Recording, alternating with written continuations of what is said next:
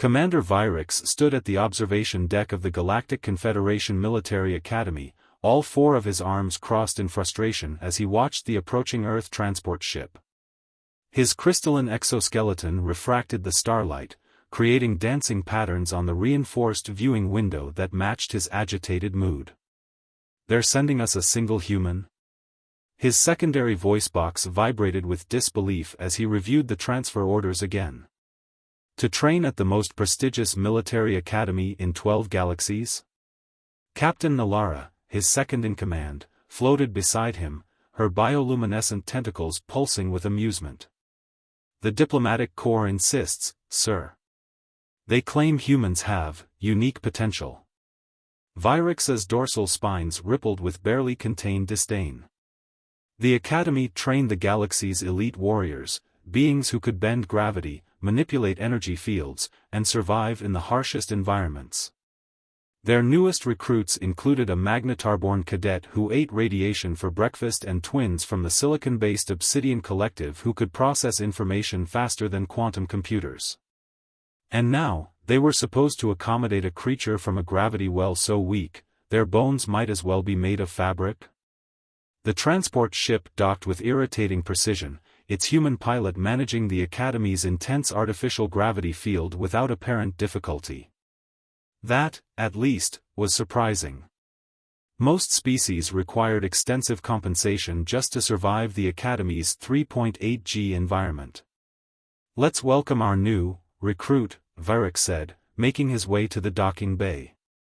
A small crowd of cadets had already gathered, their varied physiologies united in curiosity about the human specimen.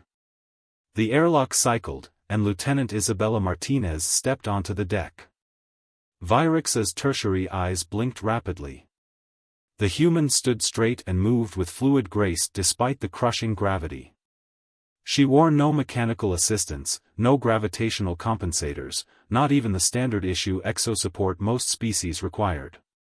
Just a simple Earth military uniform. "Lieutenant Isabella Martinez, Earth Defense Force, reporting for training, sir." Her voice carried clearly across the bay, showing no strain from the enhanced gravity. "Interesting," Vyrix rumbled. "Your species declined our offer of gravity compensation." "With respect, Commander, we believed it would defeat the purpose of training," Martinez replied, her eyes scanning the assembled alien cadets with professional interest rather than the usual fear or awe most newcomers displayed. Cadet Zorn, a massive being from a high-gravity world, stepped forward. His crystalline body structure sparkled with barely contained amusement. "Commander, perhaps we should demonstrate standard training protocols for our fragile guest." Vyrix considered the suggestion. It was traditional for new recruits to observe advanced training demonstrations. Usually, it served to humble them, to show them how far they had to go. "Proceed, Cadet Zorn." Training Sequence Alpha 7. What followed should have been intimidating. Zorn's crystalline form blurred as he demonstrated combat moves that could shatter battleship armor, each movement generating enough force to create visible distortions in the air. Martinez watched with focused attention, her expression thoughtful rather than impressed. When Zorn finished, she spoke, "Fascinating adaptation of momentum conservation, sir. Though there seems to be a minor efficiency loss in the terminal phase of each sequence." The docking bay fell silent. Zorn's crystalline form actually crackled with shock. "Explain," Vyrix demanded, all four arms uncrossing. "The movements bleed excess energy during direction changes," Martinez said. "On Earth, we have creatures, cats, that demonstrate more efficient conservation of momentum during similar high-speed maneuvers. I'd be happy to share our research on their biomechanics." Before Vyrix could respond, an emergency alert blared through the Academy. The tactical display showed multiple unidentified ships dropping out of hyperspace, directly into the Academy's defensive perimeter. "All cadets to emergency stations," Vyrix commanded. "Lieutenant Martinez, report to Dash." He turned to find the human already moving, not toward the designated shelter areas for new recruits, but toward the weapons locker. She punched in the emergency access code she'd been given moments ago with one hand while pulling up tactical displays with the other. "Sir," she called out, "request permission to assist. Earth gravity may be lower, but that means we've evolved to exert more force relative to our mass. You might find that useful right now." Vyrix watched as she lifted a heavy plasma cannon, one normally requiring powered armor for most species, with apparently effortless grace. His tactical mind rapidly reassessed every assumption he'd made about human capabilities. Perhaps the diplomatic corps hadn't been exaggerating about human potential after all. And this, he realized as the first enemy ships opened fire, was just the beginning. The Academy's defense grid hummed to life as the unidentified ships launched their first salvo. Commander Vyrix's tactical display lit up with threat assessments, but his attention was fixed on Lieutenant Martinez's movements. The human had already assembled a defensive position with an efficiency that bordered on precognition. "Zorn, Nalara, coordinate with Martinez," he ordered, pushing aside his earlier skepticism. "The rest of you, battle stations." The enemy vessel's energy signatures finally resolved on his displays. His crystalline spines bristled with recognition. Scavenger fleet.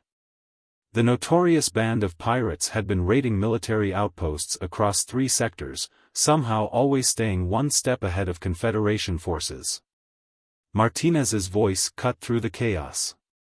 "Sir, requesting permission to implement Earth Defense Protocol Sierra 9. "Denied," Vyrix responded automatically. "Our defensive protocols are based on conventional space warfare doctrine," Martinez interrupted, her eyes never leaving her tactical display. "But these aren't conventional pirates. Look at their attack pattern, they're using our own training protocols against us." Vyrix's tertiary eyes widened as he analyzed the data. She was right. The scavenger fleet was executing perfect counterattacks to standard Confederation defensive formations. Someone had leaked their training protocols. "They're expecting us to respond according to doctrine," Martinez continued, her fingers flying over the weapons console. "But they've never fought humans before." Nalara's tentacles rippled with curiosity. "What are you proposing, Lieutenant?" "Humans evolved as persistence predators," Martinez explained, already reconfiguring the plasma cannon's targeting systems. "We're not the strongest or fastest, but we can adapt and outlast almost anything. And right now, that's exactly what we need." She looked up at Vyrix, her eyes intense. "Sir, Earth gravity is 1/3 of what you have here. That means our muscles and bones evolved to exert 3 times the force necessary for our mass. We can handle sustained high-G maneuvers that would tear most species apart." Understanding dawned in Vyrix's tactical mind. "You want to use the Academy's gravity generators as a weapon?" "Yes, sir. We modify the gravity field in cascading waves, create a sort of gravitational turbulence. My people can compensate naturally. Most other species would be completely disoriented," Zorn finished, his crystalline form vibrating with excitement. "Even with compensators, they'd struggle to maintain combat effectiveness." Vyrix studied the tactical display as another barrage of enemy fire impacted their shields. The scavenger fleet was slowly surrounding them, using textbook Confederation tactics. They clearly expected the Academy to respond according to established protocols. "Do it," he ordered. "Nalara, give Lieutenant Martinez control of the gravity systems. Zorn, reconfigure our defensive grid to her specifications." What followed was unlike anything in Vyrix's centuries of combat experience. Martinez orchestrated a defense that seemed to defy physics itself.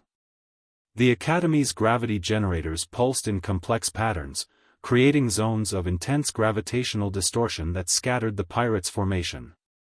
The human moved through the varying gravity fields like she was dancing, operating weapon systems designed for much larger species with startling efficiency. Her smaller size, combined with her species' natural adaptations, allowed her to exploit advantages no one had considered before.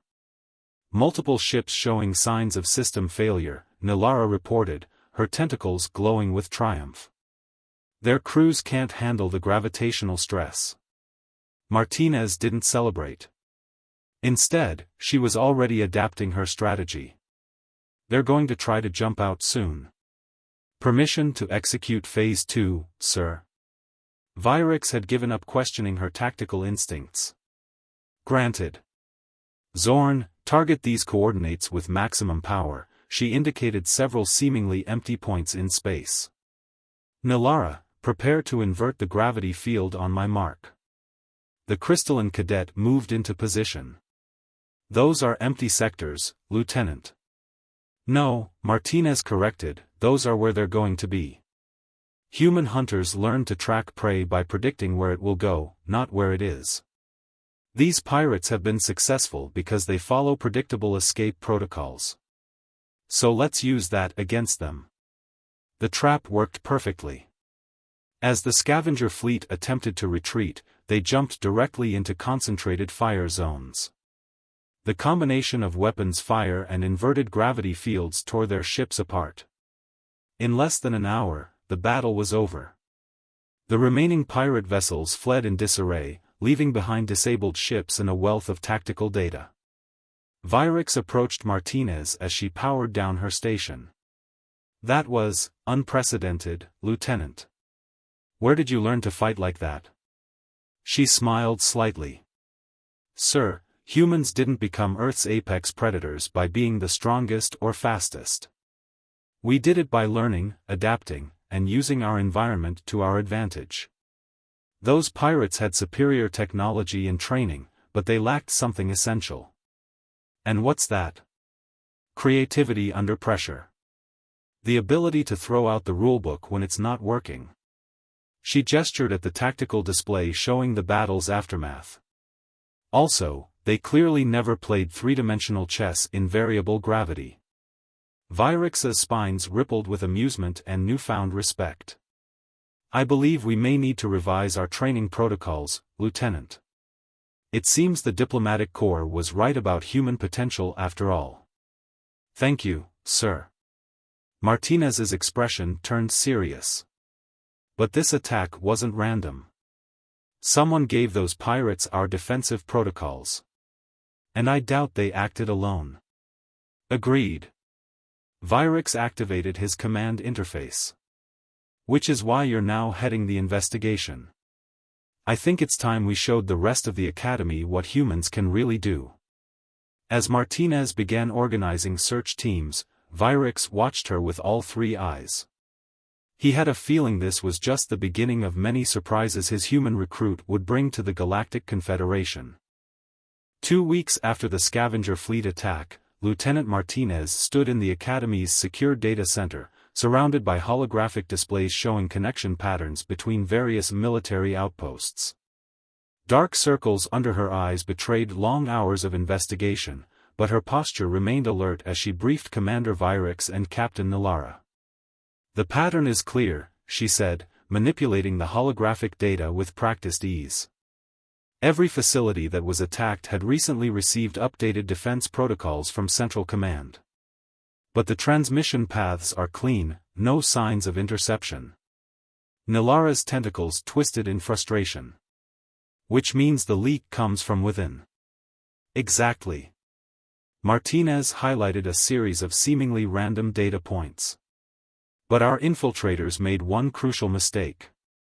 They underestimated human pattern recognition abilities. Vyrix leaned forward, his crystalline form refracting the holographic light. Explain. Humans evolved as persistence hunters, but not just physically. Our brains developed to recognize subtle patterns in nature, broken twigs, displaced pebbles, slight changes in wind direction.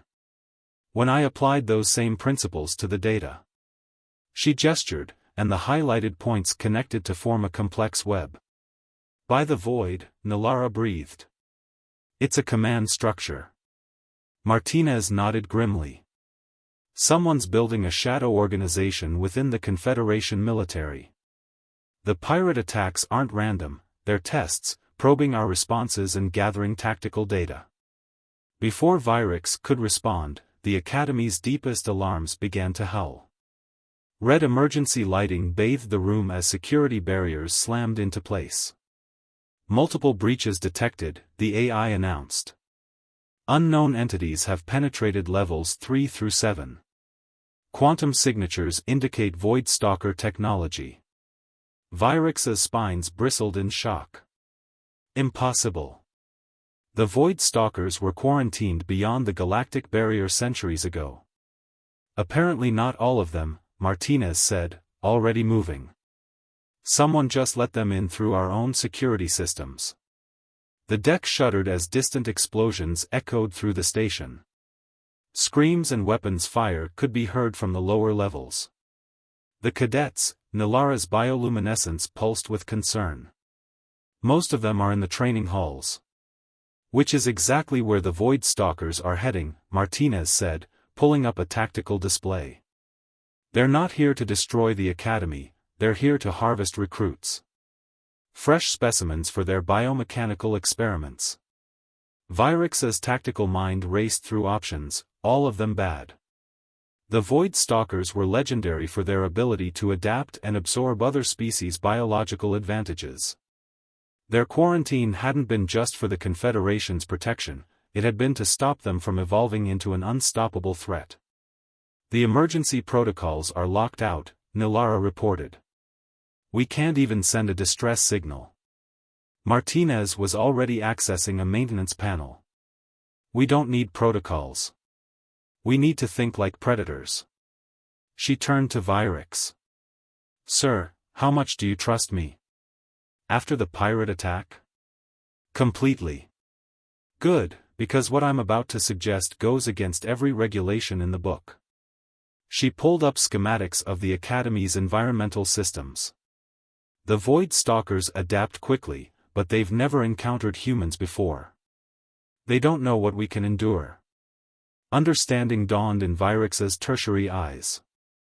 The environmental controls. Exactly. Humans evolved to handle extreme temperature variations, high-stress situations, and prolonged physical exertion. More importantly, we evolved to sweat. Nilara's tentacles writhed in confusion. How does perspiration help us against Void Stalkers? Because, Martinez explained, already reprogramming systems, sweating isn't just about cooling. It's about endurance. About outlasting your prey. And right now, we're going to turn this entire academy into one giant sweatbox. She looked up at her alien colleagues. I need you to get every cadet with temperature sensitivity into the shielded chambers. Then we're going to crank up the heat, humidity, and gravity to levels that would kill most species. The Void Stalkers will adapt, but not fast enough. And you? Vyrix asked, already knowing the answer. I'm going hunting. Martinez checked her weapons with fluid efficiency. Humans are persistence predators, remember? We're at our best when everything else is at their worst. Vyrix studied her for a moment, then made a decision. Zorn, he commanded through his neural link, gather your squad and meet Lieutenant Martinez at Junction 47. You're now under her command. Sir? Martinez raised an eyebrow. You're not the only ones who can adapt, Lieutenant. Now go show these Void Stalkers why humans earned their place in this academy. As Martinez disappeared into the red-lit corridors, Nilara turned to Vyrix. Commander, if she survives this.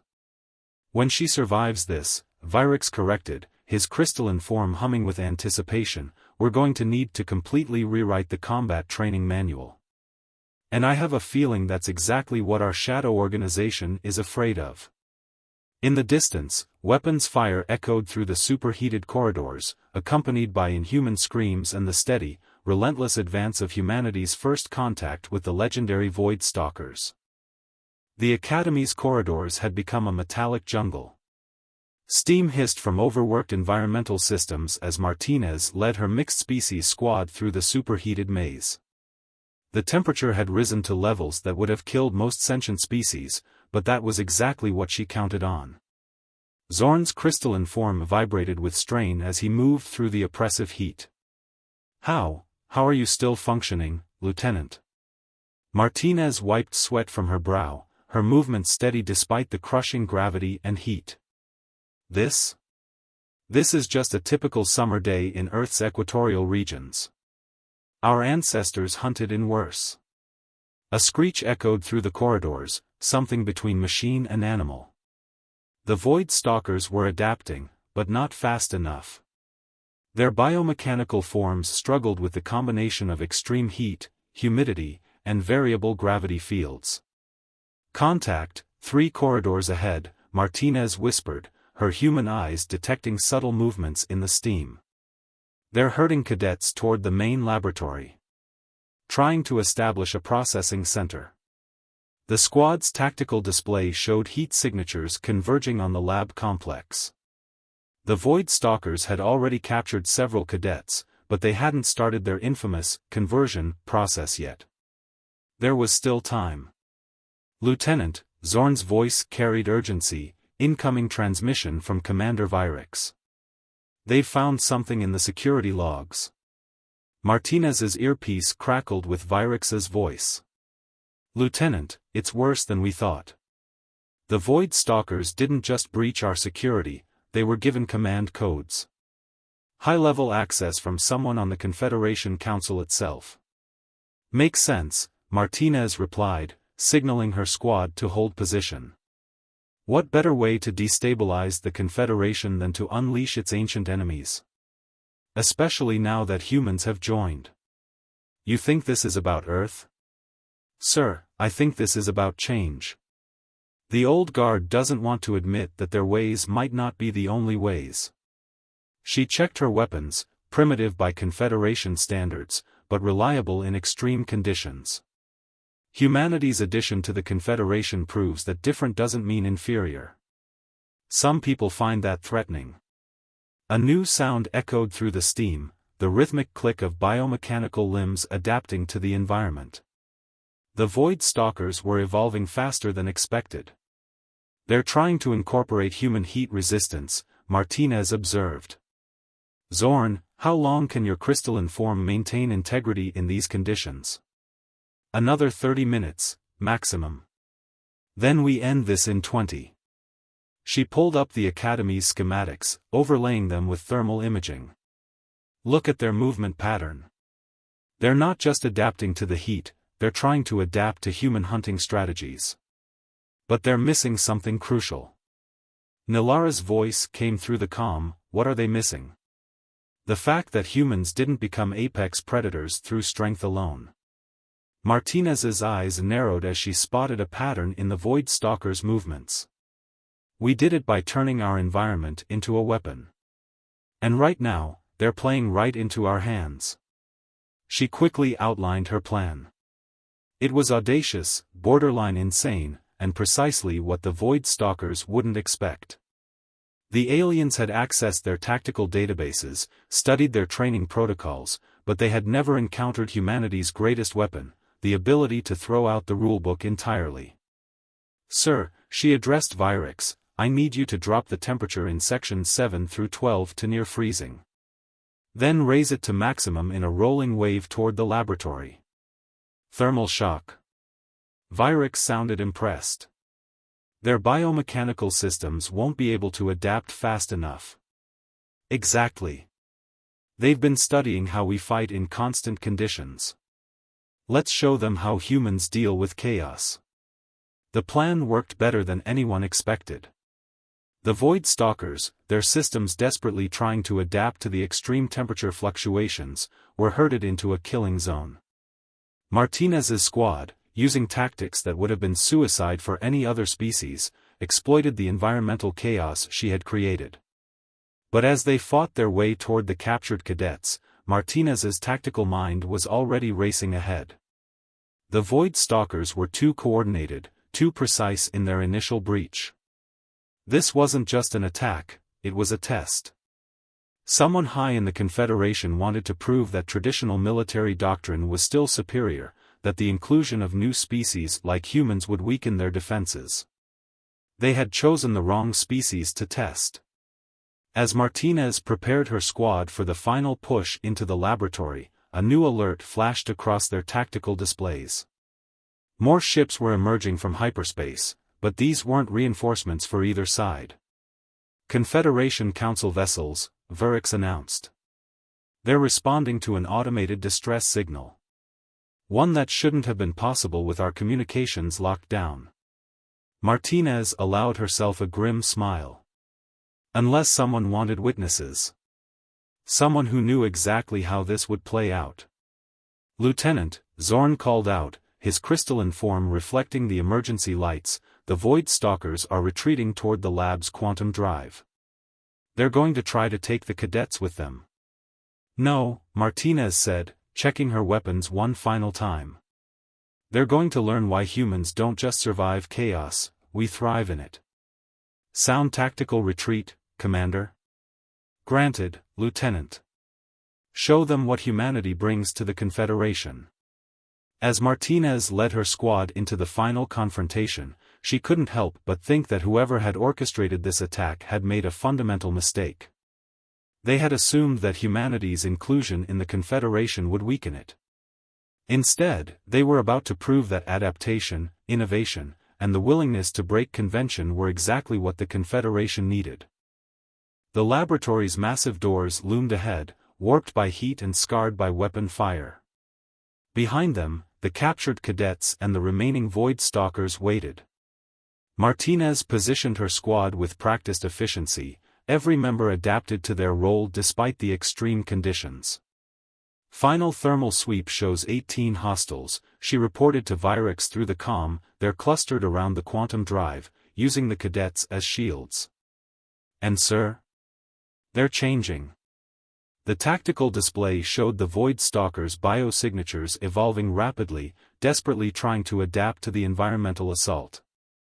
Their forms had become hybrid nightmares of organic and mechanical components, each generation more resistant than the last. Lieutenant, Nilara's voice crackled through the comm, Council ships are docking. High Counselor Zerath himself is aboard. Martinez's eyes narrowed. Interesting timing. Almost like someone wanted a high-ranking witness to our failure. She turned to Zorn.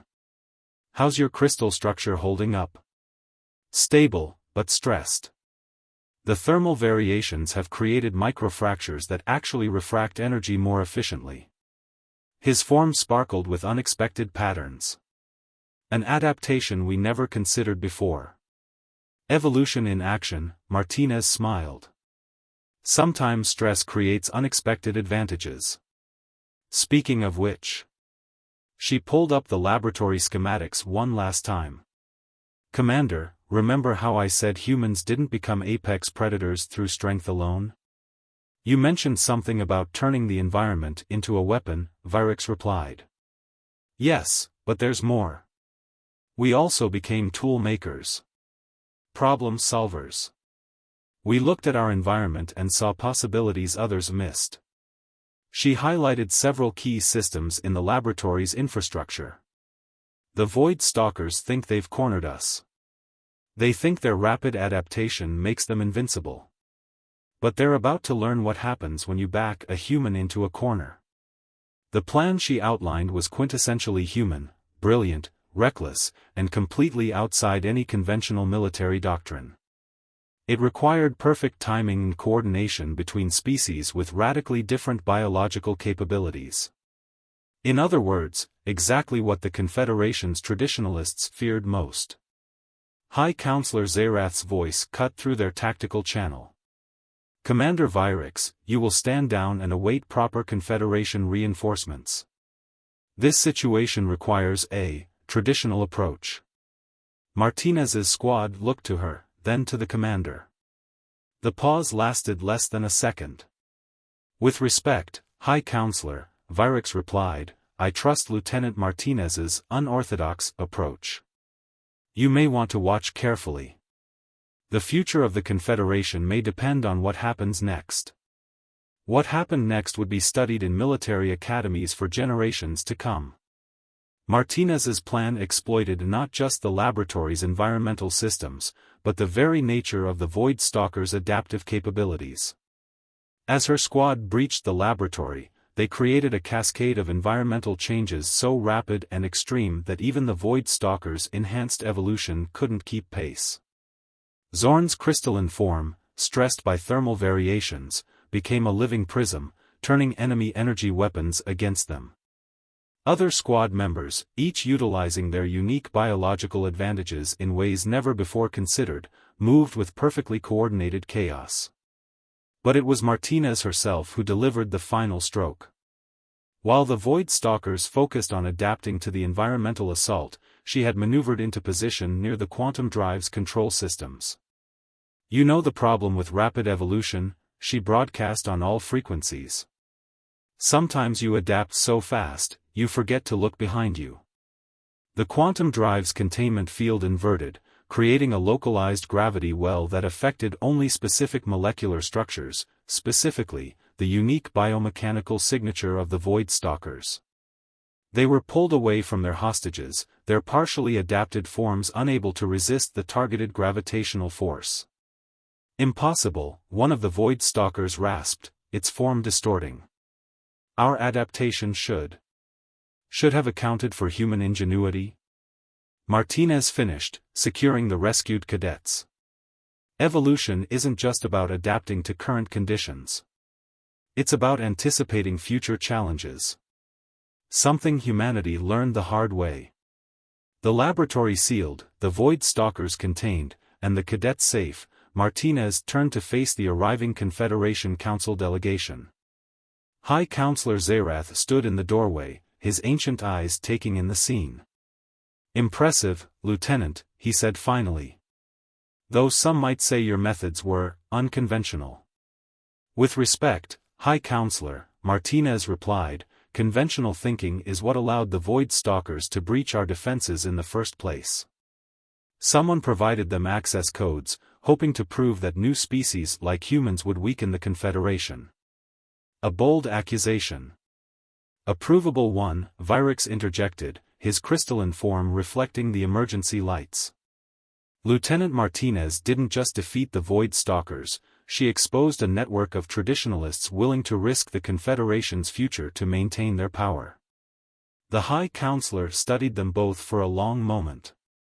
"Perhaps," he said finally, "it is time for the Confederation to evolve as well." He turned to Martinez. "Lieutenant, I believe we have much to discuss about the future of our military training protocols." As the cleanup began, Martinez watched her mixed-species squad helping the rescued cadets. Each member had adapted, evolved, and discovered new capabilities in the crucible of crisis. Just as humanity had done throughout its history. "You know, Commander," she said to Vyrix, "whoever orchestrated this attack was right about one thing. Humanity's inclusion in the Confederation would change everything." She smiled. "They just didn't realize that change would make us all stronger." Vyrix's crystalline form hummed with amusement. "Evolution, Lieutenant?" "Evolution," she agreed. "But not just survival of the fittest. Survival of the most adaptable. The most innovative. The ones willing to learn from each other." As the Confederation Council ships docked with the Academy, bringing reinforcements and investigators, Martinez couldn't help but feel optimistic. The old guard's attempt to prove humanity's weakness had instead demonstrated exactly why the Confederation needed new perspectives, new approaches, new ways of thinking. The galaxy was evolving. And humanity, with all its chaotic creativity and relentless adaptability, would help lead the way.